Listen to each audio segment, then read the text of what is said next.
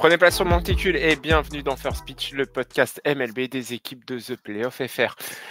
Et oui, retour du podcast hebdomadaire. Encore une fois, on a tenu encore une semaine de plus. Yes avec malgré des soucis techniques cette semaine. Mais bon, bref, c'est pas grave. Et oui, on va rien vous cacher, c'est notre deuxième enregistrement de la semaine parce que le premier, le son était trop pourri. Voilà, donc on recommence. On espère que ce sera aussi bien que la première fois.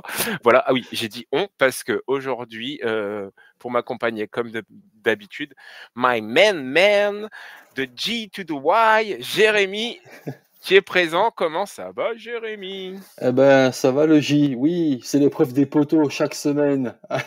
Ouais, Avec c'est ça. First Pitch.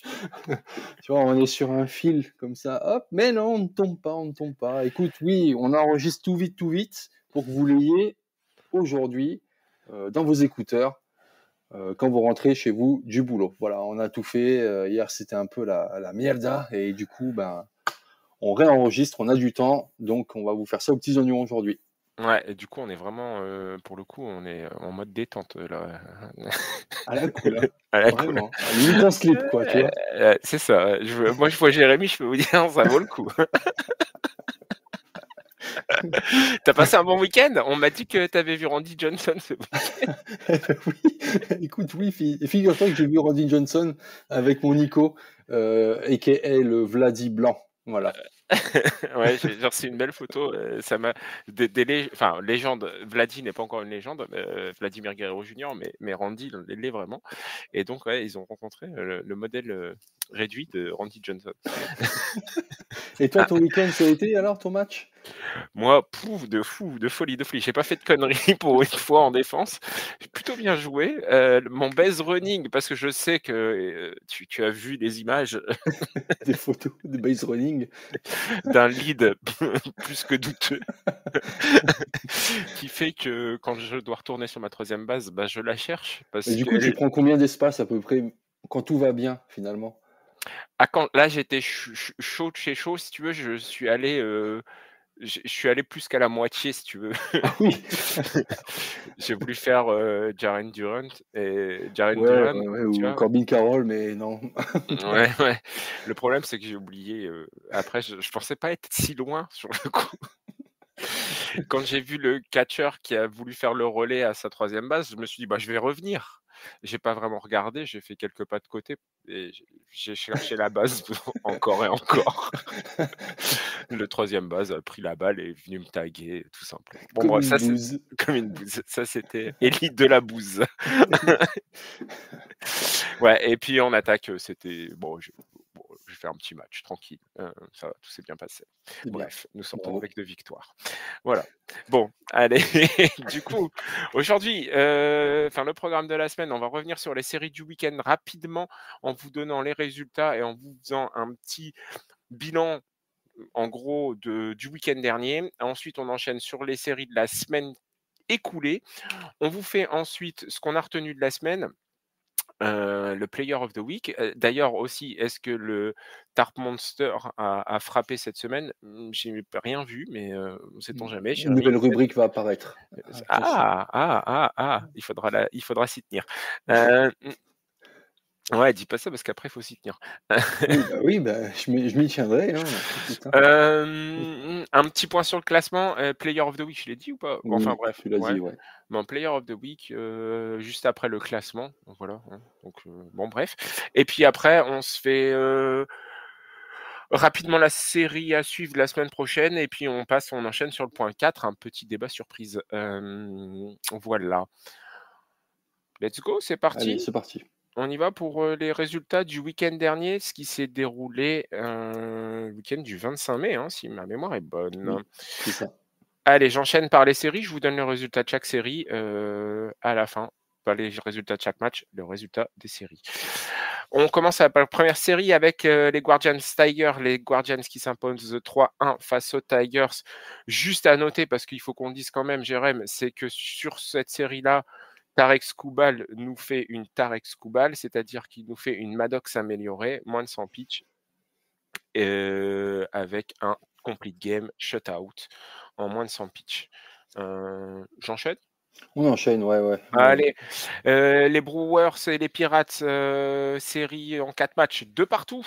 Les Braves chez les Nationals, série qui a été raccourcie par la pluie. On est à 2-0 pour les Nationals. Duel intra-division, les Mariners chez les Astros. Les Mariners perdent 3-1 cette série. Les Red Sox recevaient les Orioles et on a un split entre les deux sur cette série de 4 matchs, 2 partout. Les Cubs allaient chez les Reds et sont allés s'imposer 2-1 chez les Reds. Qu'est-ce qu'on a par la suite? Les Nationals qui avaient 2 séries sur le week-end qui ont ensuite accueilli les Giants de San Francisco et ce sont les Giants de San Francisco qui s'imposent dans cette série de 3 matchs 2-1. Les Blue Jays se déplaçaient chez les Rays dans encore une série intra-division ô combien importante au classement très serré de cette AL Est. Et les Blue Jays ont fait pas grand-chose parce qu'ils prennent un sweep 3-0 face aux Rays. Ensuite, nous avons les Rangers qui se déplaçaient à Chicago chez les White Sox. Eh bien, on a une série de 3 matchs qui s'est terminée par une victoire des White Sox 2-1. Ensuite, nous avons les Twins face aux Royals. Encore un duel, une série intra-division. Et ce sont les Twins qui sortent vainqueurs de cette série de 3 matchs 2-1. Les D-backs, dans le dur, se déplacent chez les Cardinals en forme. Et c'est un sweep des Cardinals sur les D-backs, 3-0 dans cette série. Les Marlins allaient chez les Angels. Les Angels qui étaient en forme en ce moment, les Marlins en dents de scie, mais mieux que ce qu'on pensait en début de saison. Et ce sont les Marlins qui s'imposent 2-1 dans cette série de 3 matchs. Les Phillies qui étaient sur une grosse dynamique, presque 10 victoires. Et les Athletics qui étaient sur une série de 11 victoires. Eh bien, tout s'est arrêté pour les deux. Les Phillies remportent la série 2-1 face aux Athletics. Ah, la petite série intéressante. Les Rockies qui recevaient les Yankees. Eh bien, petit accro pour les Yankees qui perdent un match dans cette série de 3 matchs, mais remportent la série tout de même. Pas de panique. 2-1 pour les Yankees. Série intéressante. Padres qui se déplaçaient chez les Braves. Les Padres un peu dans le mou et les Braves qui revenaient bien. Ben, ce sont les Padres qui s'imposent chez les Braves 2-1. Et on va en parler un peu plus longuement de cette série. C'était la série du week-end. C'était le remake de la NLCS. C'était tendu, c'était pluvieux. C'était entre les Dodgers et les Mets. Et ce sont les Mets qui sont sortis vainqueurs. Et oui, cette année, c'était eux qu'on retrouvait en World Series. Effectivement. Ceci dit, ça se joue avec un peu plus de matchs. Donc, on va se calmer quand même. Hein. Et ce qu'on retient, c'est que Soto, il a été clutch. Senga, il nous a fait sur le monticule un match solide. Alonso, qui n'avait pas trouvé... Le chemin des home runs. Exactement. Il l'a retrouvé. Il l'a retrouvé, l'ours polaire. Il a fait sortir la pomme.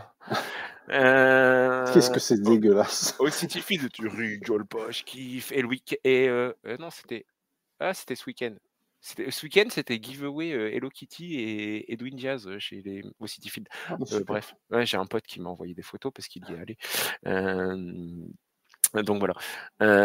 Il ne les écoute pas parce qu'il n'est pas bilingue. Ouais, bon, bref, on s'en fout. Les Mets qui confirment à la maison. T'as retenu un truc, toi, sur cette série ou pas? Les Dodgers, avec les grosses équipes, ça s'accroche. Hein. Ouais. Hein. On dit que, oui, ok, d'accord, l'infirmerie est pleine, mais voilà, le baseball continue, donc il faut gagner des matchs pour se qualifier. Et quand on voit que quand ils rencontrent un peu des poids lourds, du coup, c'est un peu plus serré. Donc voilà, il faut faire attention. Otani, ok, il frappe fort, mais Otani, quand même, il se fait striker quand même pas mal de fois. Hein. Il a encore eu des bonnes statistiques cette semaine, d'accord, mais il se fait striker au moins 8 fois déjà là, en termes de stats sur ces 7 derniers jours. Voilà de ce que j'ai pu voir. Ouais, sur les 7 derniers jours. Mm. Allez, moi, je fais un petit bilan rapide de ce qu'on retient du week-end. Du 25 mai. Ouais, du week-end du 25 mai, parce que ce week-end, il y a des matchs qui sont encore en cours, etc. Toutes les séries sont pas terminées et on vous en parlera la semaine prochaine. Mais ce qui s'est passé le week-end dernier, moi, ce que je retiens, c'est les Guardians. Il y a eu un gros pitching quand même qui a été hyper solide. Le pitching staff en entier. L'attaque qui a été clutch. Franchement, c'était quasiment parfait, mais ceci dit, il y a un monstre qui est arrivé sur le monticule en face qui s'appelle Tarek Skubal et qui est allé sauver en fait le sweep sur cette série ô combien importante dans la L centrale. Les Astros, Altuve qu'on retrouve, Walker qui est clutch, les starters qui ont été solides. Houston a montré de bonnes choses le week-end dernier. On va voir dans les séries de la semaine dernière s'ils confirment. Les Cardinals qui tout doucement mais sûrement consolident leur deuxième place dans la NL centrale. Arenado, Il revient. il revient. Et, oui, on va être sur du comeback player sur quelques joueurs. Ouais. On en voit de plus en plus maintenant. Personne n'en voulait cet été. Il demandait son transfert. Enfin, personne n'en voulait. En tout cas, c'était très dur. Je pense que les Cardinals en demandaient beaucoup. D'ici le All-Star Break et la trade deadline. Et on va voir ce qui va se passer. Les Nationals, place à la jeunesse. Wood, Hazel, Cruz. Tout ça, ça fait une équipe qui est plaisante à voir. On vous le dit depuis le début de la saison qu'il faut regarder les Nats. Et là, ça a été confirmé ce week-end. 5 victoires de suite. Franchement, pas mal. Allez, les équipes, attention, on tire la cloche d'alarme, la sonnette d'alarme, pardon. Les Angels, ouais. Fin de la série victorieuse, c'était trop beau. Là, les défaites contre les Marlins à la maison, c'est pas bon. Jorge Soler, muet. On l'a pas vu. Les Blue Jays, attention, il faut rester solide et ce Berrios, il faut faire quelque chose. Depuis son altercation, je ne sais plus avec qui, il n'est plus du tout dedans. Tous ses starts sont pourris. Les Braves, il y a eu le retour d'Acuna, on en a parlé la semaine dernière. First pitch, Home run. Le Second lendemain, match. home run. Gros, mais on flirte avec cette barre de l'équilibre 50-50, victoire, défaite, et c'est compliqué. Les dynamiques à suivre, les White Sox, une série remportée, des jeunes qui s'amusent, on y reviendra, attention, c'est un petit indice. Les Mets, c'est solide à la maison. Les Cubs, l'attaque, elle est au top, même si elle démarre très tard dans les matchs. Mais une fois que ça démarre, ça démarre, inarrêtable. Les Rays, Lowe, Caminero, ça porte l'équipe, ça porte l'attaque. Et tout doucement, les Rays remontent au classement. Je vous le disais tout à l'heure, c'était important cette série face aux Blue Jays. Et on va voir si cette semaine, ça a confirmé encore. Les désillusions, c'est les D-backs. Je ne comprends pas les D-backs, ça ne vient pas. C'est compliqué. Ça sent... je ne sais pas si toi, tu as le même avis que moi, mais ça sent les difficultés là dans les semaines à venir. Ouais, surtout qu'on est qu'au mois de juin. Hein. Ouais. Donc l'All-Star Break, il est loin quand même, encore un mois et demi. Donc qu'est-ce qu'ils vont faire? Est-ce qu'ils vont faire des ajustements? Est-ce qu'ils vont persévérer et essayer d'avoir un semblant de regain d'énergie? Mais il faut qu'ils fassent quelque chose. C'est compliqué, l'attaque c'est compliqué, la défense c'est compliqué et le pitching, les starters c'est compliqué. Et Alors, je vais pas vous le cacher, on a appris une très mauvaise nouvelle pour eux en plus, aujourd'hui. On enregistre lundi après-midi parce que normalement, on enregistre le dimanche après-midi. On va pas vous trahir parce que quand vous écouterez, de toute façon, à mon avis, vous aurez la news. Déjà, c'est que Zach Gallen, il a du mal et surtout hier, on a eu, Corbin Burns Mm. qui appelle son staff médical en disant, «C'est fini, mon coude est mort». Je vous laisse deviner la suite, mais je pense que c'est out for the season. Ça sent, on aura des nouvelles demain parce que ou là dans les heures à venir parce que les news, du côté des États-Unis et de la côte ouest, ça va se réveiller doucement, mais il semblerait que c'est pas très bon signe cette histoire pour les D-backs. Les Rockies, hein, je vais pas tirer sur l'ambulance, mais aujourd'hui, on est le 2 juin, et ben, c'est la première équipe à arriver à cette date avec moins de 10 victoires. Je pense qu'on assiste à quelque chose d'historique. Vous avez vu l'année dernière Ohtani ouvrant le club des 50-50. Vous venez de voir le Maddox 2.0 Tarik Skubal. Vous êtes en train d'assister à Aaron Judge, un monstre en saison régulière. Je dis bien en saison régulière parce que on sait très bien ce qui va se C'est pas passer fini en encore. post-season. C'est pas fini encore.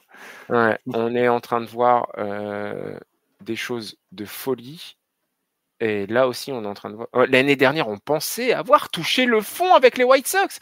Là, je pense qu'on là, on va trouver du pétrole. Là, c'est digne d'un Jules Verne, c'est Voyage au centre de la Terre. C'est si on continue, là, je sais pas, on va les retrouver en Chine s'ils continuent à creuser. Non, attends, si je prends la map monde, on va les retrouver. Ah bah non, en plein milieu au Japon ou en Chine, on s'en fout. Bref, peu importe. De l'autre côté du globe, s'ils continuent, bordel de zut. Bref, on est en train d'assister à quelque chose d'historique. Enfin, bref. Les Reds, bah, sans Ellie de la Cruz, je sais pas ce qu'ils deviendraient, les pauvres, en ce moment. Allez, voilà, c'est tout pour le week-end dernier. On enchaîne sur la semaine? Eh oui. Ce n'est pas que, c'est la semaine, c'est parti. Et ouais, la semaine. Allez, j'enchaîne avec les séries de la semaine dernière qui s'est déroulée donc la semaine dernière. On commence par la première série. Les Cardinals se déplaçaient chez les Orioles, qu'on sait pas très en forme, et les Cardinals, eux, plutôt en forme. Et les Cards, ils continuent leur montée. Et devinez qui est-ce qui est clutch? Qu'est-ce qui Il est bloque. clutch? Ah, pardon, j'ai bloqué. Non, parce que j'étais plus sur ma page. Eh ben c'est Arenado qui a C'est été Arenado. clutch. Je l'ai dit tout à Non, l'heure. mais il y avait Jordan Walker aussi. Tout à fait. Et Eh, quand on veut de la eh, win, on appelle qui? on a Mason Wynn. Mason Wynn. Eh oui. Eh oui, Jackson Job chez les Tigers fait le job et Mason Wynn fait la win chez les Cardinals. Vous n'aurez pas plus pourri comme enchaînement. Même sur les autres podcasts français, en tout cas sur le seul podcast hebdomadaire français, vous n'aurez pas ce genre de fin toute dégueulasse. Continuez à nous écouter. Et pendant ce temps-là... C'est plus trash quand même. Ouais, c'est vrai. Des fois, on est pas mal. On se rappellera de Tommy Pham, qui doit... Ouais, lui, il le vaut bien, c'est pour ça. Ouais, c'est vrai. La suite. Ouais, non, mais pendant ce temps-là, on va quand même parler un petit peu de Baltimore, parce que les 11 derniers matchs dans ce magnifique Camden Yard, ils sont allés chercher une seule victoire pour 10 défaites à domicile. On dirait les A's à Sacramento. Ouais, là, c'est Baltimore, ouais, ils vont toucher le fond aussi, hein, à un moment donné.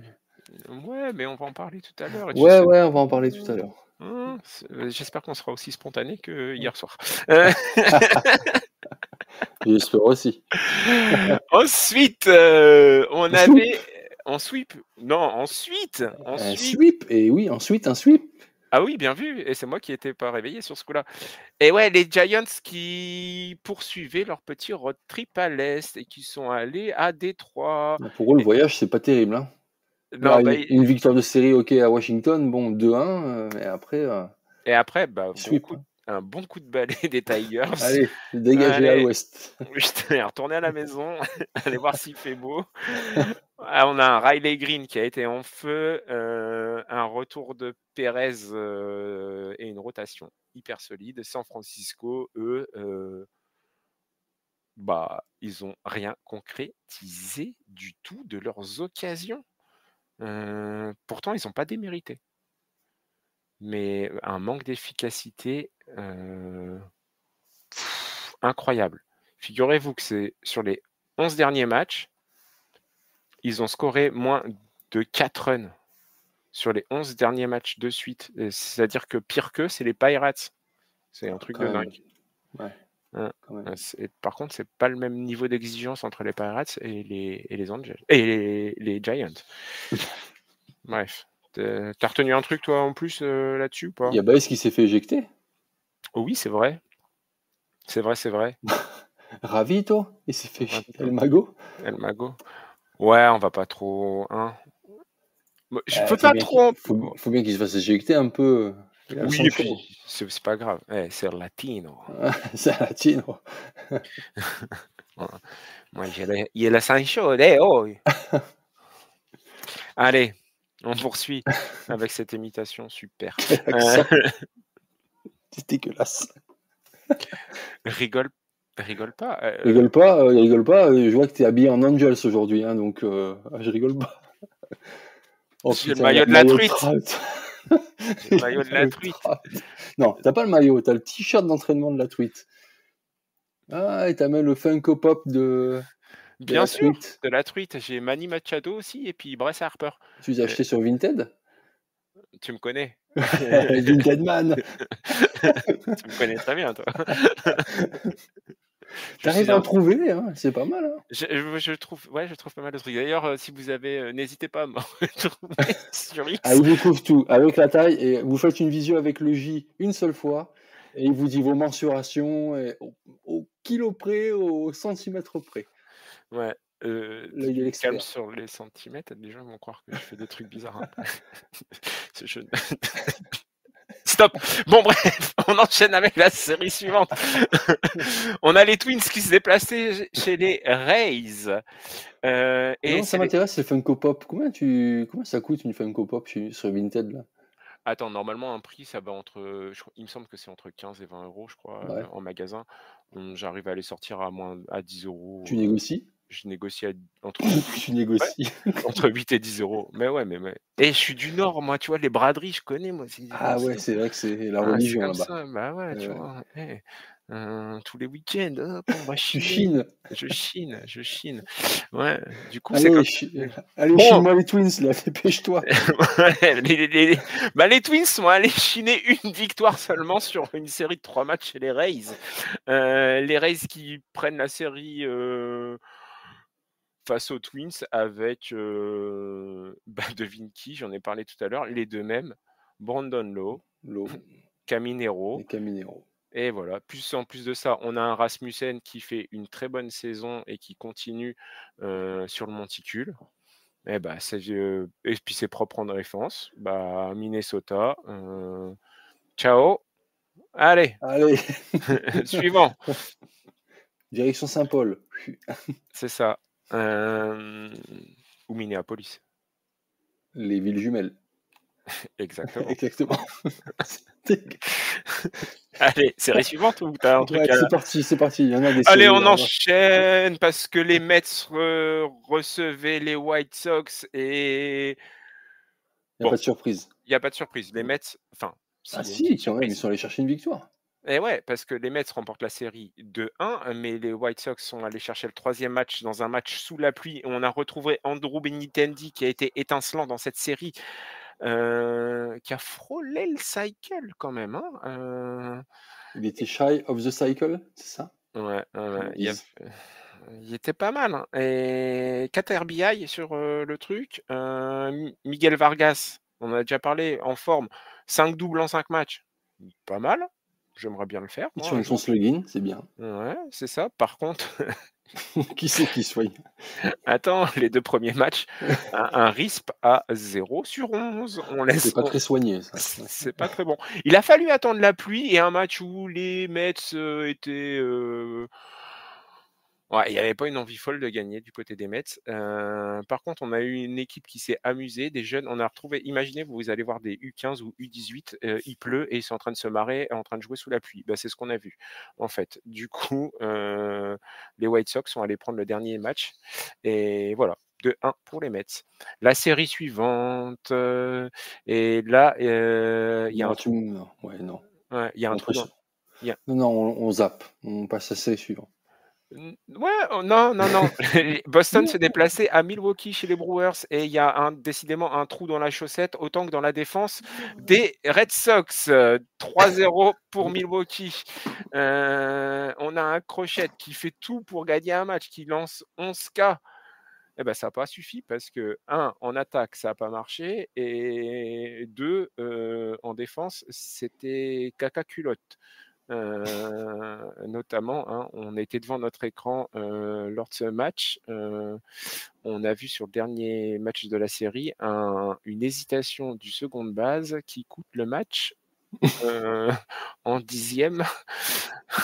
Il avait envie de rentrer, je pense. Il voulait le saboter et bah tiens, tant qu'à faire.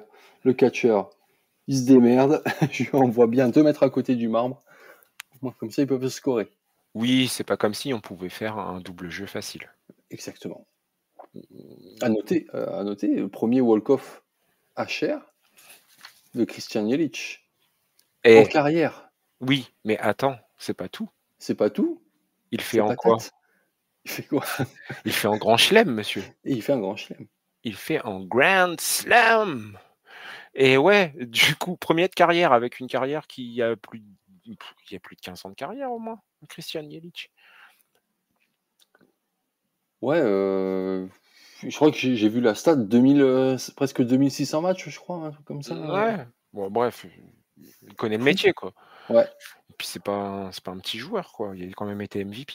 Eh ben, premier grand slam, comme quoi, hein. Walk-off à Cher. Walk-off à Cher. Walk-off, voilà, c'est ça. Walk-off. Bon, bref, peu importe. Tout ça pour dire que les Red Sox, ça devient dur.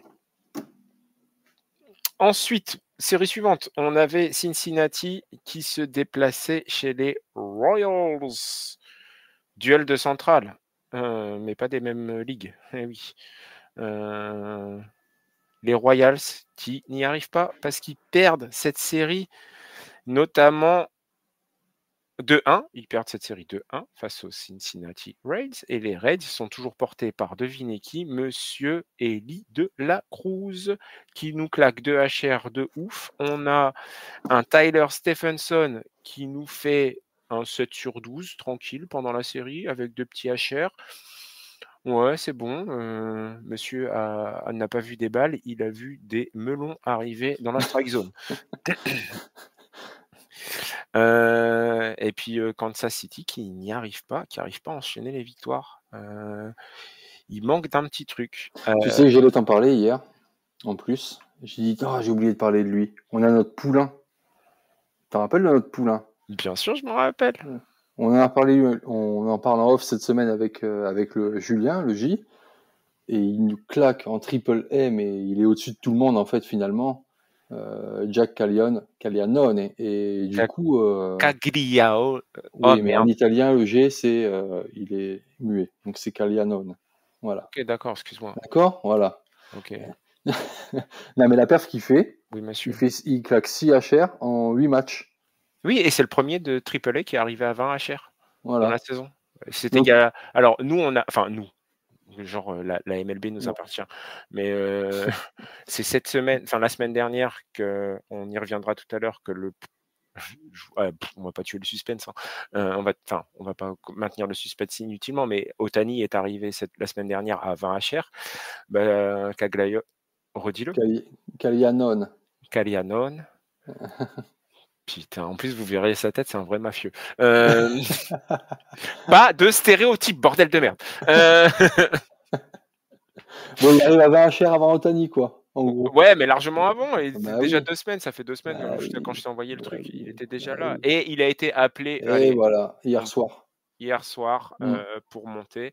On vous en avait parlé. Comme quoi, des fois, on se trompe pas. Et tu sais qui est-ce qui a été appelé aussi pour monter là? Enfin, qui va être appelé Qui va être normalement. appelé? Ouais, et on en a parlé aussi. Heu, C'est du côté des Padres. ah, Ethan Salas? Non. Non, beh, non, il est déjà monté lui. Ah, il est déjà monté, ouais, pardon. De Vries, Ah oui! il monte Ah, il a aussi. été appelé? Ah bon? Ouais. Mmh.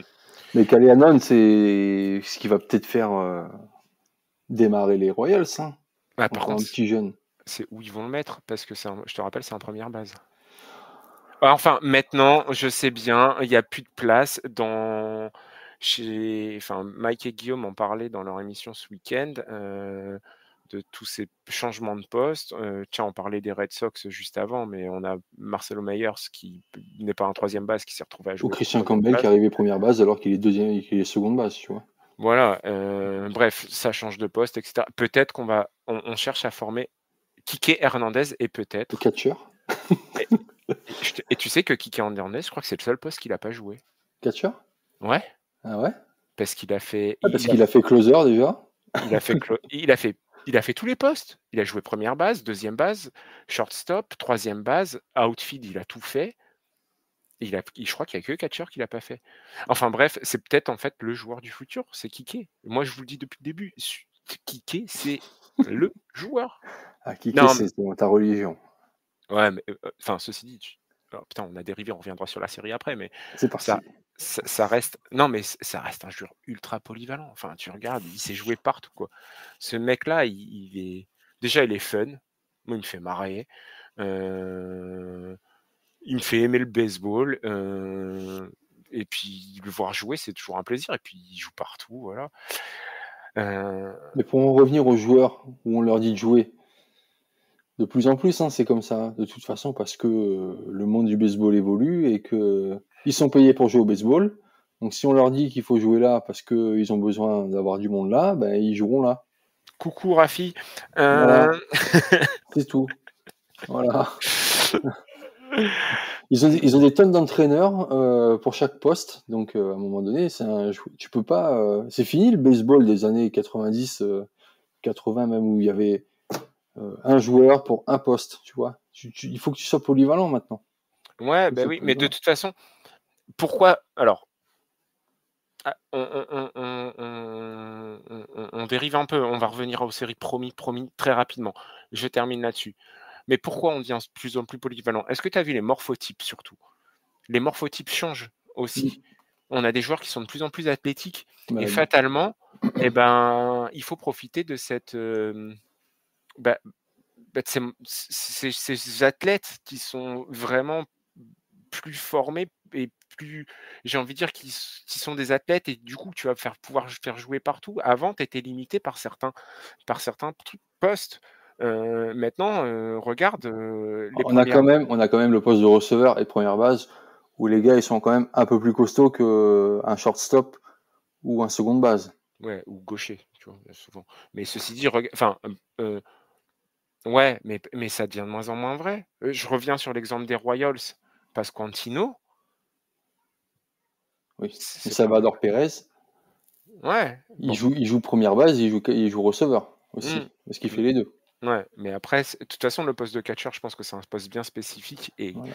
c'est encore autre chose. Mais tu regardes les autres, il y a, en effet ces postes de alors on va exiger certaines qualités, mais c'est vrai que quand tu es flingué, physiquement, tu vas plutôt en première base. Mm. Heu Bref, bon, peu importe. Mais je pense que de toute façon, ça se regroupe, c'est le fait que ces joueurs sont de plus en plus, athlétiques et qui sont en capacité de courir et de couvrir du terrain et que du coup, on est capable de les mettre jouer partout. Et puis soyons francs, quand tu sais pas trop, tu mets deuxième base, ça ira bien, hein. C'est pas compliqué. Allez, on Allez, on reprend le fil, de nos Rockies Cubs.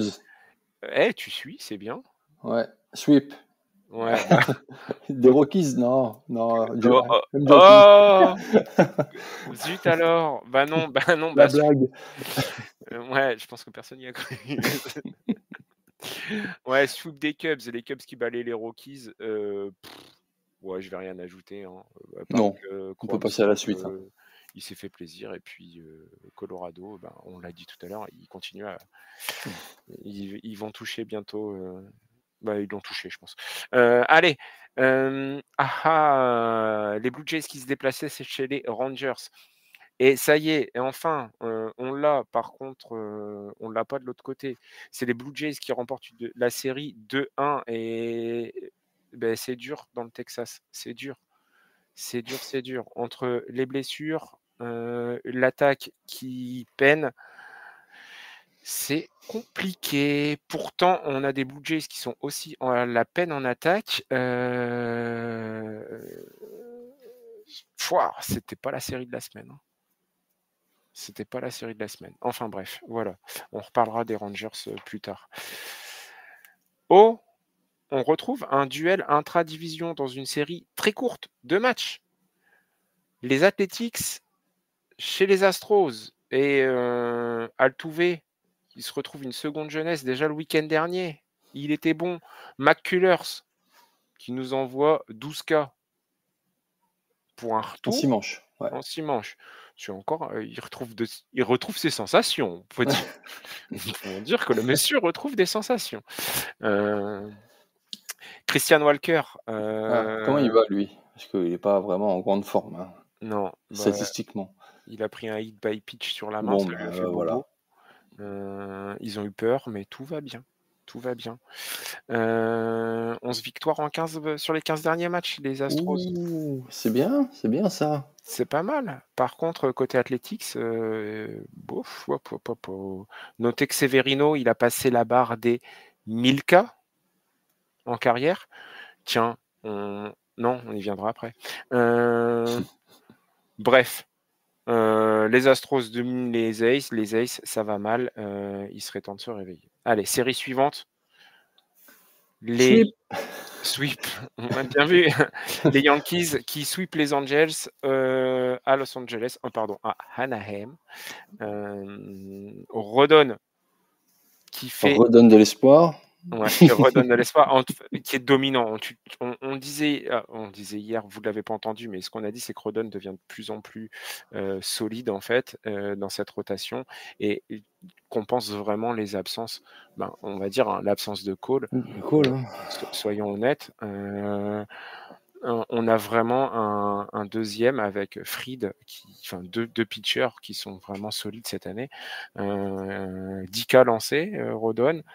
Franchement, c'était vraiment pas mal. Et puis à noter le retour de Devin Williams en closer.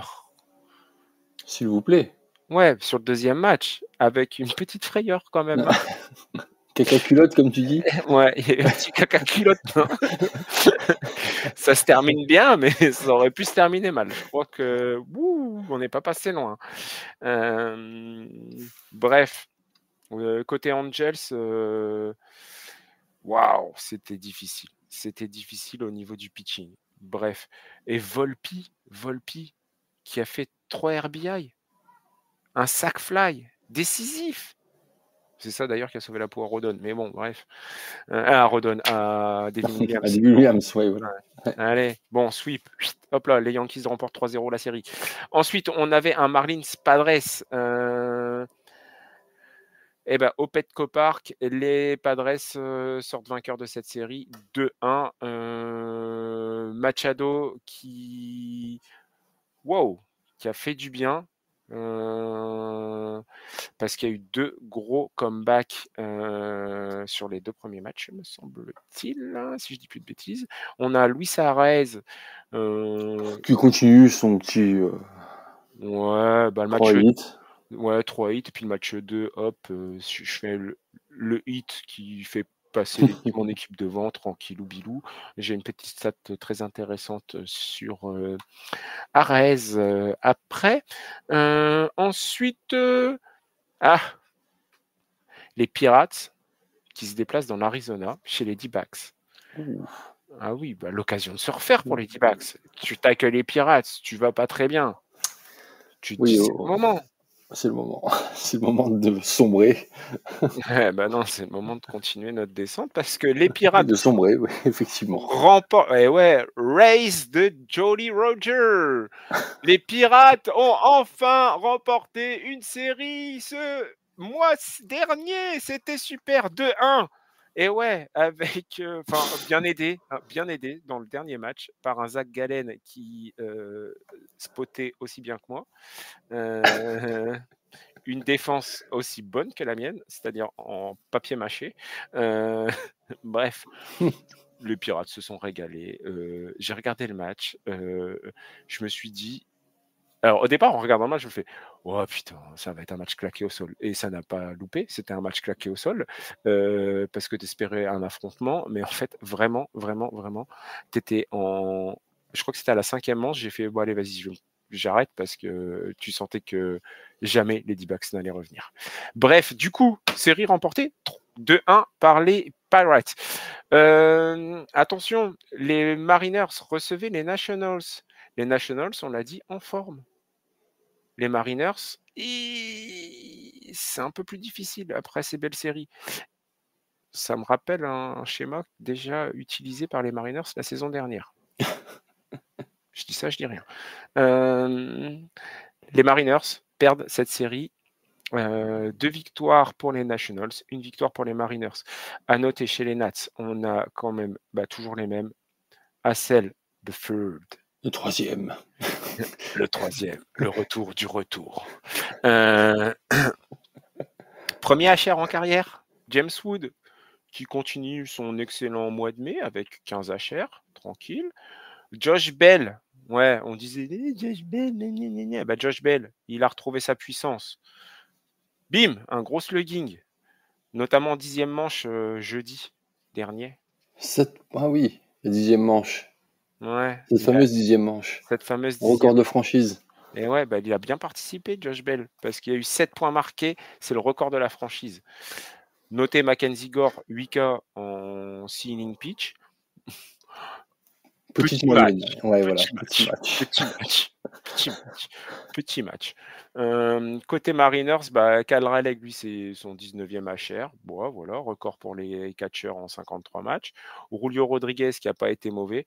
Par contre, George Kirby qui craque, le bullpen qui craque, l'attaque qui craque. Voilà, 2 défaites à domicile. Ça fait pas très beau pour une équipe qui était leader de la division. C'est ça. AL Ouest. Ensuite, la série que j'ai pas regardée, mais j'ai quand même regardé parce que j'aime me faire mal. Les Dodgers se déplaçaient au Progressive Fields chez les Guardians. Victoire des Dodgers 2-1, mais ça n'a pas été si facile que ça.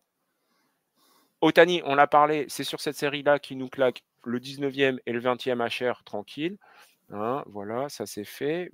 Hop là. Et puis tout de suite, comme ça, je suis tranquille. Première manche. Hop. On n'en parle plus. La rotation Yamamoto, Dustin May, nickel. Max Muncy, t'en reparlera tout à l'heure, mais il nous fait un HR à 3 points. Exactement, ouais. Et Kershaw, qui nous lance 5 manches et qui prend un earn and run. C'est mieux. Il y a du progrès, monsieur Kershaw. C'est très bien. Par contre, dernier match, place à la jeunesse côté Guardians. Angel Martinez qui signe un HR, qui fait passer son équipe devant. Le bullpen qui a été impeccable le mercredi. Franchement, belle victoire sur ce 3e match. Surtout, c'est un beau comeback en fait. Enfin voilà, vraiment ce match, ils reviennent tout doucement les Guardians. Il y a Angel Martinez qui tape son HR à 2 ou 3 points. Ça repasse devant et après le bullpen, il fait le taf pour maintenir les Dodgers derrière et ils sortent avec la victoire. Bref. Série suivante et dernière série de la semaine, sans doute la série de la semaine dernière, c'était les Braves qui se déplaçaient chez les Phillies, duel intra-division. Les les Phillies remportent la série 2-1 face aux Braves. Je te laisse dire ce qu'il y a à retenir sur cette série. Bryce Harper qui n'est pas là, qui est touché au coude par Strider. Par Strider dans le Game 1. Game 1, ouais, c'est ça. Attends. Ah oui. Okay. Moi, je vais parler d'un truc avant et puis tu vas enchaîner. Vas-y. Parce que je te vois parti là-dessus. Ouais. Moi, c'est le deuxième match que je retiens, double header. Et ouais, je sais pas ce qui se passe. On l'a vu pendant le week-end, série interrompue parce qu'il pleuvait. Là, de nouveau, plein de pluie à Philadelphie. Et décidément, on se croirait dans le Nord ou en Bretagne. Ou à Bordeaux. Oh, l'enfant. Hein. Du coup, double header, JT Real Muto au repos. On met un petit jeune, Raphaël Malchan. Et sur le game 2, il nous sort un HR, un hit by pitch décisif. Et puis surtout, je vais te retirer des coureurs sur base avec notamment un dernier relais en deuxième base magnifique en fin de match qui permet de faire vraiment super relais dans le gant, tout ce qu'il faut. Le shortstop n'a plus qu'à taguer, tranquille, hop là, on clôt notre la manche, hop, et puis après on finit le match tranquillou bilou. L'homme du match, la révélation, surprise, c'était le héros de ce game 2, Zach Wheeler, qui a craqué lui sur ce game dans le game 3. Mais ceci dit, belle dynamique des Phillies, 24 victoires en 32 matchs. Et il y avait un affrontement qui était à suivre sur le troisième match, me semble-t-il. C'est ça. Qui était Zach Wheeler face à Chris Sale. Ouais, et c'est là où je pense que tu as un truc à dire. Bah, bien sûr. Un milestone, 2500K en carrière pour Mr. Sale. 6 manches lancées, sans score. En tout cas dans ce troisième match. Et une victoire en plus. Il décoche la victoire. Donc 2500K en carrière pour Chris Sale. Vous imaginez le monstre sacré que c'est. Et surtout si vous décomptez les années de blessures qu'il a eues. Voilà. C'est le plus rapide à y être arrivé, enfin en tout cas avec le moins de inning pitch, donc de manches lancées. Et ouais, c'est exactement ce que tu dis. Et c'est presque, je faisais le calcul la dernière fois, c'est presque 2 ans sans jouer. Imagine-toi. Donc on rajoute des cas en 2 ans. Imagine, tu fais une petite moyenne. Tu peux facilement arriver à 3000 hein en 2 ans. De saison. Ouais. En tout cas, 2800, 3000, ouais, c'est pas mal du tout. Ouais, c'est ça. Mais bon.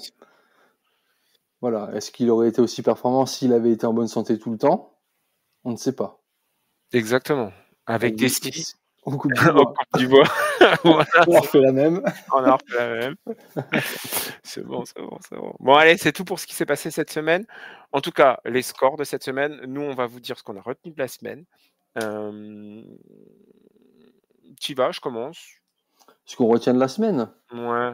Ce qu'on peut retenir de la semaine, c'est que, sans aller dans le détail, les rookies sont décisifs et ils se montrent vraiment clutch pour leur équipe.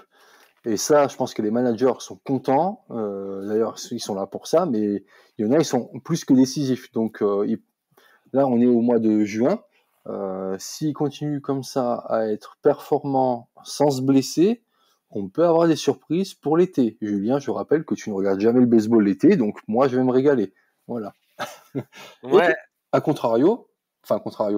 à côté, on a des vieux de la vieille qui étaient endormis ou en hibernation et qui reviennent petit à petit, on va dire, pour peut-être se disputer le titre de Comeback Player of the Year, et qui sont là aussi, qui sont décisifs pour leur équipe. C'est les beaux jours. Ça revient, la chaleur, les articulations, ça va mieux. Ouais, je pense que voilà, là c'est le printemps est parti, l'été arrive, ils sont chauds quoi. Toi, tu sais bien là, en mode diesel. Par chez toi, là, tous les petits vieux, pourquoi ils viennent habiter par chez toi? C'est un peu comme Miami, c'est un peu comme en Floride. Tu sais pourquoi ils viennent, la chaleur et le soleil. Voilà, c'est ça. Et l'humidité surtout. Ça fait du bien pour les articulations. Ouais, hydratez vos vieux. C'est important.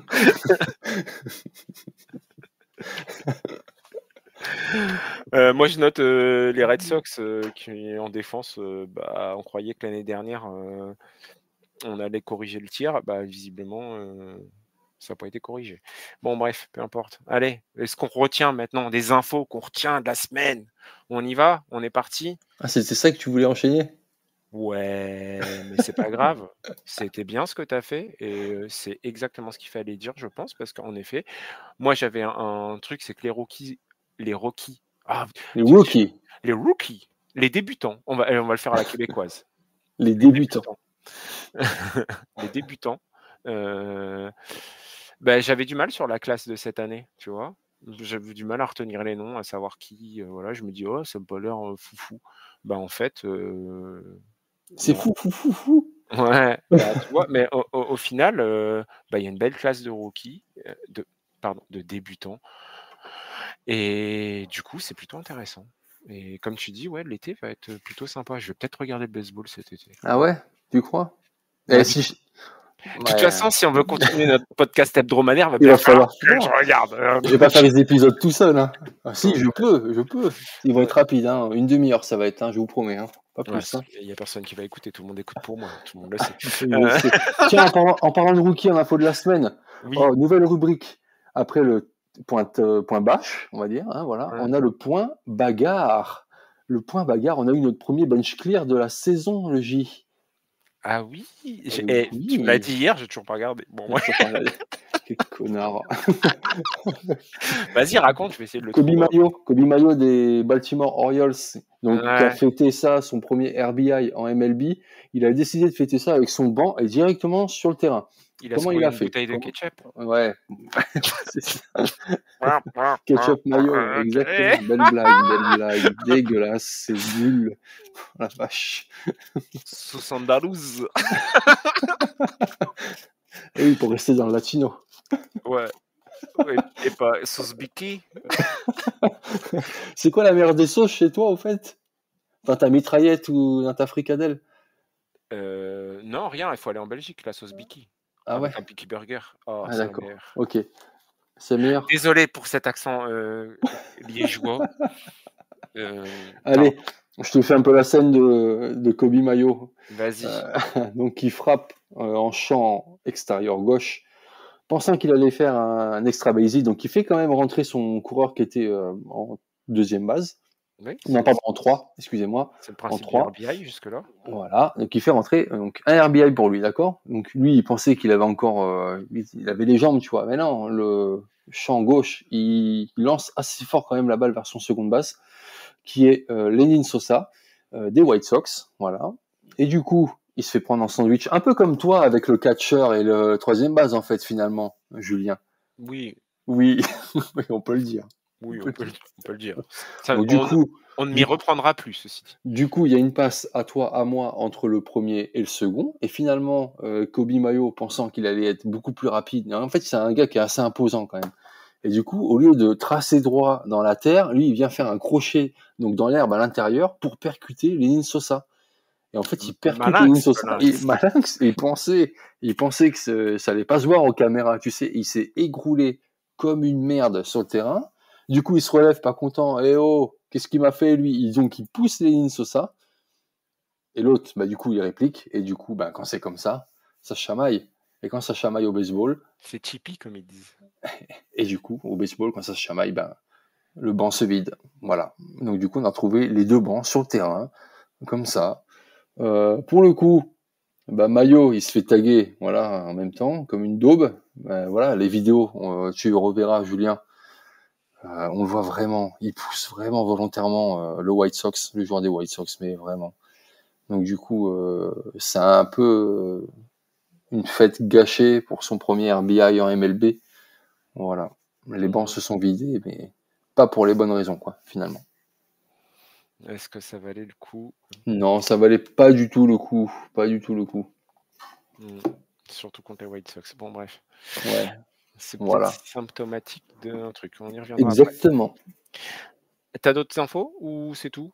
Tu peux passer à la suite, ouais, vas-y. Moi, je peux passer à la suite. Allez, je vais faire un point rapide de blessure, mais on a Ronel Blanco, lanceur des Astros, out for the season. Eji Smith Shah, qui était plutôt solide. On en avait parlé sur le fait que ça donnait un peu plus de profondeur et de solidité à la starting rotation des Braves. Et ben out for the season. Ils viennent à peine de récupérer Strider, qu'ils en perdent un autre. Comme d'habitude, j'ai envie de dire comme d'habitude. Ouais, si, comme d'habitude, en fait. Les Braves sont pas épargnés par les blessures. Ça devient compliqué.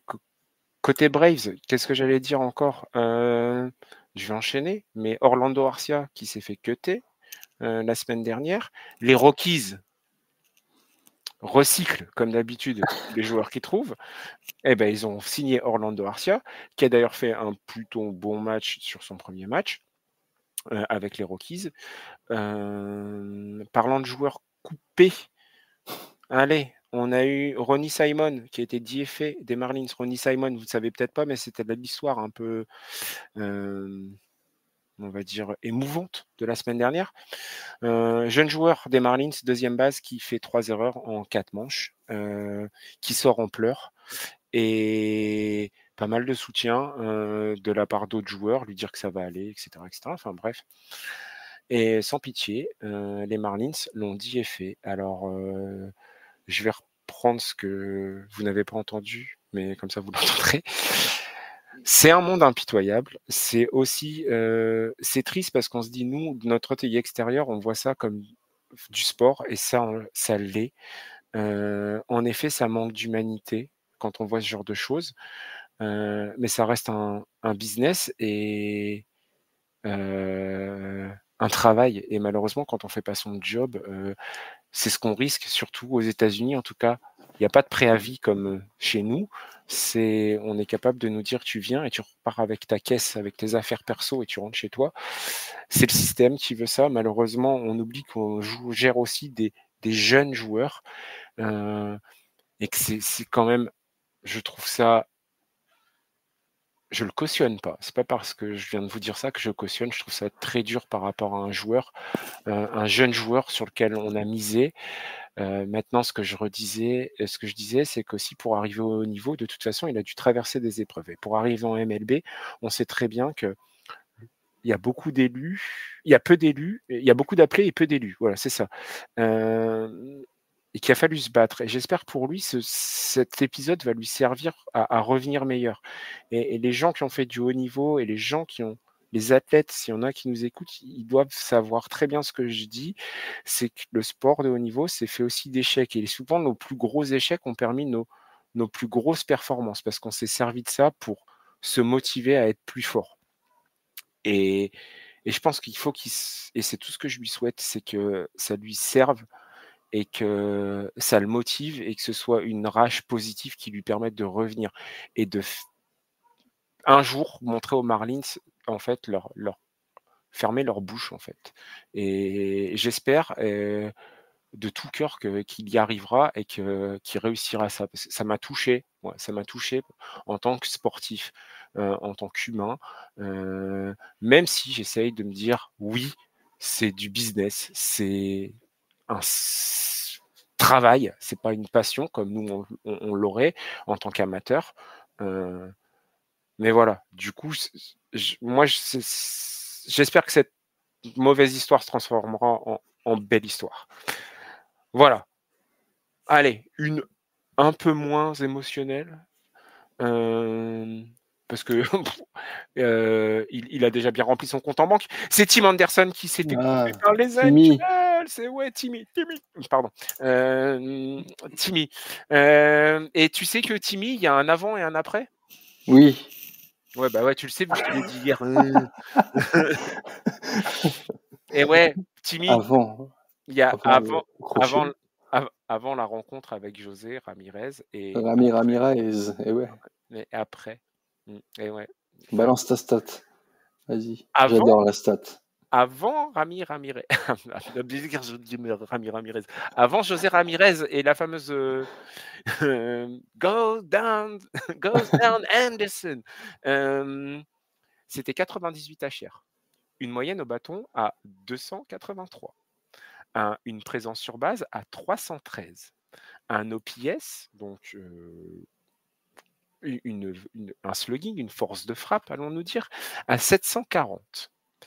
Après la rencontre avec la droite de Monsieur Ramirez, Tim Anderson, c'est 0 home run, une moyenne au bâton à 213, une présence sur base à 246 et un slugging à 498.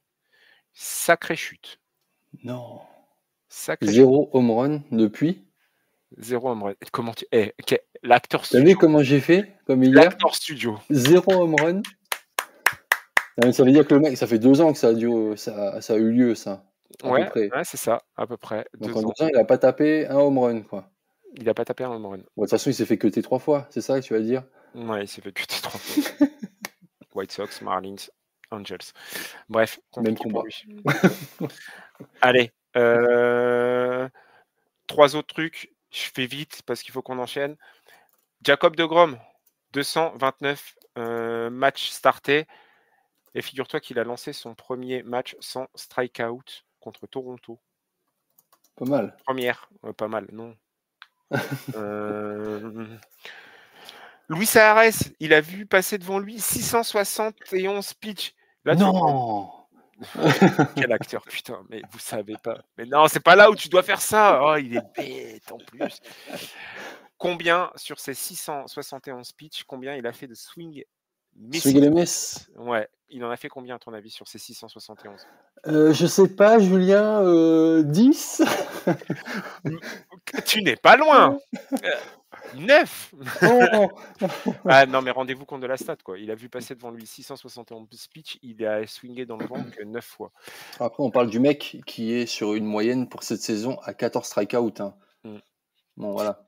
Ouais. Et dites-vous que Ravi Baez, lui, il a vu 671 pitchs et il en a 672. Il a réussi à en swinguer des miss 800. Va comprendre.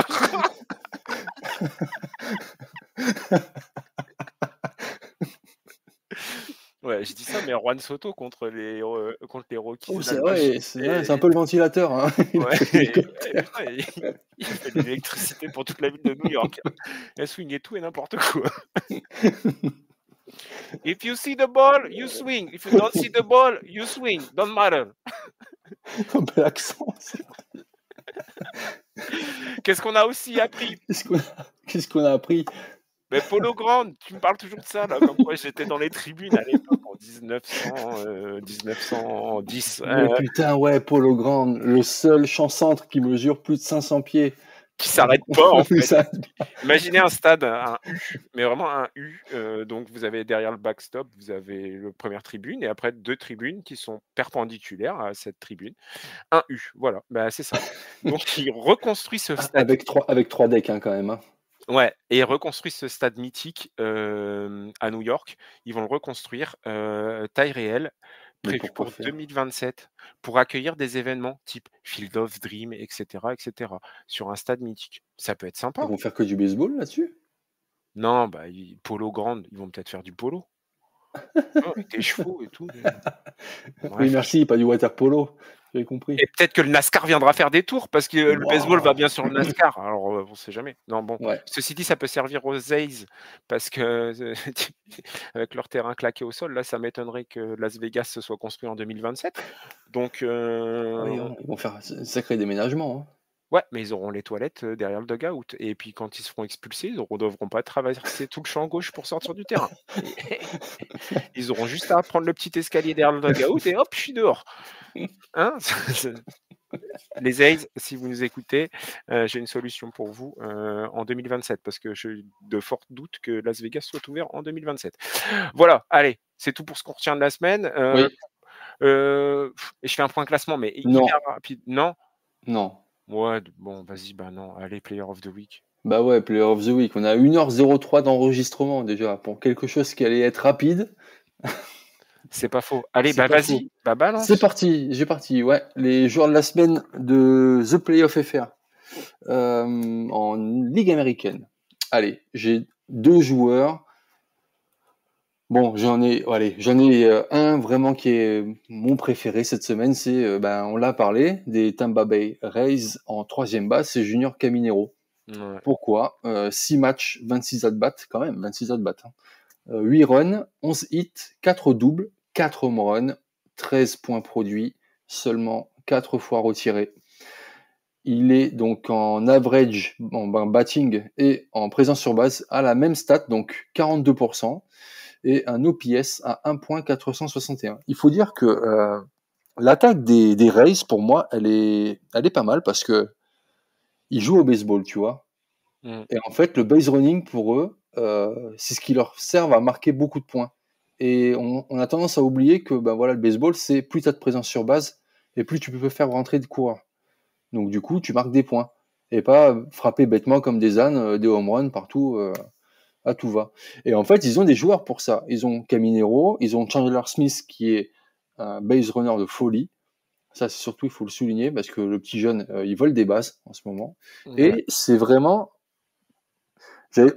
vraiment, au début de saison, j'allais dire, ouais, c'est pas plaisant d'aller regarder les Rays un peu jouer. Toi, tu avais vu un peu, tu avais l'œil de l'expert. Tu veux dire, regardez quand même un petit peu les Rays. On sait jamais, ils ont un background de jeunes qui est pas mal. Et là, c'est en train de se confirmer. Voilà. Donc, Caminero, pour moi, joueur de la semaine en Ligue américaine. Par contre, je le mets en option. Cal Raleigh, un monstre de receveur. 5 matchs, 19 at-bats, 5 runs, 7 hits, 5 home runs avec 9 points produits. Un batting average à 36% et une présence sur base qui frôle les 50%. Vous imaginez son slugging qui a 1.158 et un OPS à 1.636. C'est le premier receveur à faire le plus de home run en 53 matchs. On en avait parlé sur notre point 4 la semaine dernière, sur le rythme qu'il a en ce moment. Il pourrait arriver, je crois, à pratiquement 50 home runs à la fin de la saison. Voilà. Record. Ouais. Pour un catcheur. Imaginez le catcher. Et pourtant, les Mariners ne gagnent pas. Mais individuellement, Cal Raleigh, ah oui, on a vu les séries de la semaine, Logie, les Mariners, ils gagnent pas, quoi. Voilà. Oui. Ouais. J'ai pas pu faire le point du classement, donc on saura. Bon, bref. T'as Qui a fini? proposé? Moi, je suis d'accord avec toi pour Junior Caminero. Cal Raleigh, je peux pas non plus. Mais je vais en proposer un petit troisième. Mais c'est l'ami de Timmy. Oh, c'est José Ramirez. Enfin. Oh, mais il y a toutes les semaines, José, avec toi. Non, c'est pas vrai. Ceci dit, mais moi je le mets uniquement pour un truc, c'est sa série de hits en fait qui est consécutive, en fait, de matchs avec un hit consécutif qui est à 21 ou 22, qui Ouais. était à 21 ou 22. Je le mets pour ça parce que aussi il a quand même des grosses stats. Une moyenne au bâton qui a été à 470, je crois. Une présence sur base à plus de 50%. Plus de 50% présence sur base. Donc, rien que ça, ça vaut un titre de joueur de la semaine. Allez, je te laisse enchaîner sur la National League, j'en ai pas plus. Yes, Ligue nationale. J'en ai deux aussi, une pour la symbolique, une vraiment pour les stats. On va commencer par la symbolique avec Christian Yelich, donc qui fait son premier walk-off home run de sa carrière. Avec quelle carrière qu'il a. 4 matchs, 20 at-bats, 5 runs avec 10 hits, un double, 3 home runs, 9 points produits, 5 retraits, 5 petits retraits seulement. Il est à 50% en batting average et 52% en présence sur base. Un slugging à 1 tout pile et un OPS à 1.524. Voilà pour la petite symbolique de Christian Yelich. Mais moi, j'ai trouvé mieux. Alors, c'est un troisième base vétéran qui a eu un milestone de 200 home runs là en carrière et qui a joué sur un remake de match des World Series de l'année dernière. Déjà, c'est pas chez les Yankees, parce que c'est dans la National. Comme quoi, je suis le baseball. Max Muncy? Oh, quel jeu d'acteur pourri. Oh, le mec. Allez, ouais, c'est Max Muncy. Pourquoi Max Muncy, le J, à ton avis? Voilà, je l'ai dit. Sur un match, il a fait le 200e home run de sa carrière. Et en même temps, il s'est dit, bah tiens, on va faire un petit 201. Et il a fait son 201e home run. Dans ce match-là, contre New York, il a frappé 2 home runs et il a produit 7 points. Max Muncy en 5 matchs, c'est 16 at-bats avec 5 runs, 5 hits, 3 home runs, 11 points produits, 2 buts sur balle, sûrement 3 fois retirés. Eh oui, pas mal. Pas mal. Donc 31% batting average, pratiquement 37% en présence sur base et un OPS à 1.243. Ce qu'on peut retenir de Max Muncy, c'est qu'il revient. Pourquoi il revient? Ça a été très très éprouvant pour lui début de saison parce que il a été le deuxième donc sur un classement, il a été top 2 des troisième bases à avoir le plus d'erreurs. Il en est à 8. Voilà. Il a connu la série la plus longue sans home run et cela s'est fini en avril. Il y a eu quelque chose qui a changé sa façon de frapper. À ton avis, c'est quoi? Attends, je crois qu'il y a un de ses coéquipiers, c'est la même chose. J'en avais déjà parlé. Un joueur que j'apprécie fortement, dont j'ai parlé il y a quelques minutes. Oui, on sait que c'est Kiké, ton joueur. Les lunettes. Ouais, c'est clair, c'est ça, c'est les lunettes. Et les lunettes, pourquoi? Parce qu'en fait, en avril, il avait un batting average à 194, et là, à partir donc il y a 25 matchs à peu près, donc en mai, 250 en average et un OPS à 850. Pourquoi? Parce qu'il s'est fait prescrire des lunettes et il avait un astigmatisme sur l'œil droit. Depuis sa correction, il fera beaucoup mieux. Voilà. Max Muncy, pour moi, en Ligue nationale, et Junior Caminero en Ligue américaine. Et je viens de voir un truc. Vas-y. Cal Raleigh rejoint Ken Griffey Jr. comme le seul joueur dans l'histoire de l'American League à envoyer 22 home runs avant le début de juin. C'est chaud patate. Hein. Damn. Ouais, comme on dit. Bon, bref, moi je vais passer à mes joueurs. Rapido. Moi je vais chercher dans les équipes. Pourri, ouais, je sais, ouais. Non, moi j'ai Josh Bell parce qu'il a fait, j'en parlais tout à l'heure, mais il a Oui. participé à pas mal aux victoires de son équipe cette semaine. Seulement 2 strikeouts. Il a produit 7 RBI, 3 HR, 9 hits sur 23 at-bats. Une moyenne qui est certes un peu plus faible, mais ceci dit, c'était pas mal. Et le deuxième, c'est Brian Reynolds des Pittsburgh Pirates, qui nous fait aussi une grosse semaine avec une moyenne au bâton supérieure à 50% et une présence sur base supérieure à 60%. Et puis il nous a tout fait. 11 hits, 2 doubles, 1 triple, 1 HR, 7 RBI, un seul strikeout. Moi, je le mets pour cette semaine. Voilà. C'est bien. Voilà. C'est complet. Bon. Série de la semaine suivante, on avait dit quoi? On avait un petit truc sympa, je pense. On n'avait pas évoqué hier. Mais si j'avais dit rapidement, oh là là, comme quoi, encore une fois, j'ai Je ne un t'écoute pas. collègue qui m'écoute tout le temps. Voilà. Bah, vas-y, dis, ça me dit rien. Ça te dit rien? Bah, réfléchis, en plus, c'était un beau match. Dodgers Yankees? Mais non, il vient d'être. Non, parce que déjà, vous pouvez pas le voir si vous n'avez pas Apple TV. Bon, bref. Ça, c'est autre chose. Bon, allez, 1h15 là. Oh! On a 1h15? Ah oui, pardon. Déjà, on a Battle of Pennsylvania la semaine prochaine qui va être le retour. Bon, bref, non, bon, ça, c'était pas ça.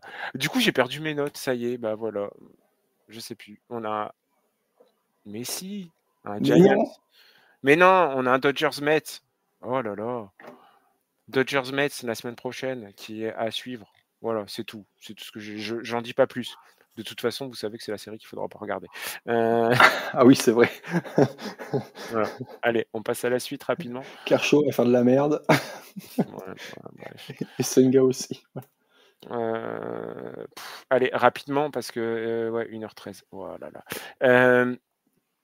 Ouais, moi j'avais une question. Enfin, j'avais une question. En tout cas, je vais te partager mon avis sur ce week-end-là, actuellement. Enfin, vient de se finir à l'heure où on parle, mais c'était quand on enregistrait, il avait encore un match. On en avait parlé cette semaine, c'était de se dire, il y avait la confrontation, la série Orioles White Sox, et on se disait quelle était l'équipe. On va savoir enfin quelle est l'équipe la plus nulle de la L, de l'American League. Et ce qu'il en est ressorti, c'est que, ouais, on va faire un spoiler, mais de toute façon, si vous suivez la MLB, vous avez le résultat. C'est que les White Sox ont été sweepés par les Orioles. Ceci dit, pourquoi je me suis posé cette question? Parce que j'ai vu des belles choses du côté des White Sox cette semaine, notamment le match au Citi Field, j'en ai parlé, mais il y a aussi la série remportée juste avant. C'est qu'on sent une équipe qui est insouciante, jeune et qui prend plaisir à jouer, en fait, sans pression. Et de l'autre côté, par contre, on a une équipe qui est jeune aussi, mais qui est pas du tout dans l'insouciance, qui joue avec une certaine pression et qui se la mettent beaucoup.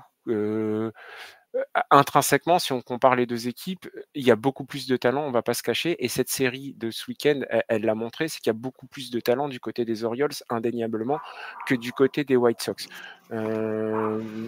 C'est c'est la grosse différence. Enfin, c'est pas la grosse différence, mais c'est ce qu'il y a, parce que deux équipes qui ont un bilan qui est à peu près similaire, c'est ce qu'on a actuellement. Et moi, j'ai vraiment cette impression qu'on a des Orioles sont, qui ont du potentiel, qui intrinsèquement sont de très bons joueurs, mais qui n'y arrivent pas parce qu'il manque un truc, il manque quelque chose et ils sont dans le doute. Et le changement de manager n'a pas aidé. Jérémy, je te pose la question, mais je connais ta réponse vu qu'on fait à peu près le même débat. Mais la perte de joueurs comme Corbin Burns, Santander, c'est pas tant la perte de statistiques, mais c'est cet encadrement de vétérans confirmés bons qui manque aujourd'hui. Cette équipe, il n'y en a pas. Il y a zéro. Pourquoi aujourd'hui on voit un mec comme O'Hearn qui fait équipe par équipe et qui performe? Parce que lui, il n'en a rien à foutre. Il n'en a rien à foutre, clairement. Il n'est pas, il est pas attaché à l'équipe. Il n'a pas été sélectionné par cette équipe. Il fait une grosse saison parce qu'il n'a pas cette pression que ces autres jeunes ont sur le club a investi sur moi, le club croit sur moi, etc. Qu'est-ce que je vais devenir si je rate encore cette saison? Rushman, clairement, il est dans cet état d'esprit, je pense. C'est un très bon joueur, mais il n'y arrive pas cette saison. Je l'ai dit en début de saison. Certains ont rigolé en disant c'est début de saison. Hein. Bah, il est toujours dans le slump. Et de l'autre côté, on a une équipe qui en a rien à foutre, en fait. Eux, c'est complètement. L'équipe a parié sur eux, pas à long terme, à court terme. Donc, ils sont tous en train de jouer, en train de s'amuser. J'ai une bande de U18 que j'ai lâché sur un terrain et la consigne, c'est pas de consigne. Prenez du plaisir. Et de l'autre côté, il y a pas cette consigne-là. Il n'y a pas amusez-vous. Et puis voilà, je suis sûr qu'on leur dirait amusez-vous, faites comme vous voulez, c'est pas grave. Au point où on en est, on s'en fout, jouez. Et on a une équipe qui joue avec la pression et l'autre qui s'éclate. Et par contre, clairement, aujourd'hui, on a des Orioles qui sont plus forts intrinsèquement que les White Sox. Voilà, c'était mon avis. Jérémy, je te laisse la parole, savoir si tu es d'accord avec moi ou pas. Oui, bah après on en a parlé hier déjà, mais je vais te redire la même chose. Pour moi, les Baltimore Orioles, ils ont une épée de Damoclès au-dessus de la tête. Et pour moi, les White Sox, ils savent que ils sont pas bons. Donc à un moment, ils se disent, bah voilà, bah on est peut-être pas bon, mais du coup on va jouer libéré. Et du coup, on les voit jouer libéré. Alors que tu vois, comme j'ai dit tout à l'heure, le premier bench clear de la saison avec Kobe Mayo, c'est un petit jeune normalement qui en a envie. Pourquoi il va chercher la merde avec un mec des White Sox alors qu'il pourrait très bien courir sur de la première à la seconde en évitant le mec, comme chaque joueur de baseball pourrait faire, et aller peut-être claquer, ben voilà, c'est une seconde base tranquillement. Non, le mec il vient pousser le joueur parce que je pense qu'il doit avoir la pression, ça doit le gaver, même si c'est son premier match MLB. Mais voilà, le type, je pense qu'il doit avoir ils ont pas les épaules. De toute façon, ces jeunes-là, ils ont certes peut-être 21 ans, 22 ans, mais ils sont tellement dans le grand bain qu'ils se rendent pas compte que il faut jouer, il faut prendre du plaisir. Comme on avait les Mariners il y a 2 ans, avec Julio Rodriguez et la bande qu'ils avaient en champ extérieur. On le voyait que ça rigolait, on voyait que c'était fun. Le baseball, c'est fun, c'est un sport fun. On est d'accord, Julien? Ouais. Ouais. Mais Et ben, tu vois, là, ils se mettent Je pense que l'organisation met la pression, les joueurs ils se mettent la pression tout seuls. Au niveau mental, bah, du coup, ça y fait beaucoup. Donc si au niveau mental ça va pas, du coup, bah, toi au bâton, tu vas pas être bon. En défense, tu vas être encore moins bon. Et les petits jeunes qui sont au pitching, eh ben, c'est encore pire. Voilà. Donc du coup, c'est l'escalade dans la spirale infernale. Et à un moment donné, ben, du coup, ça va se cracher. Ça va se cracher.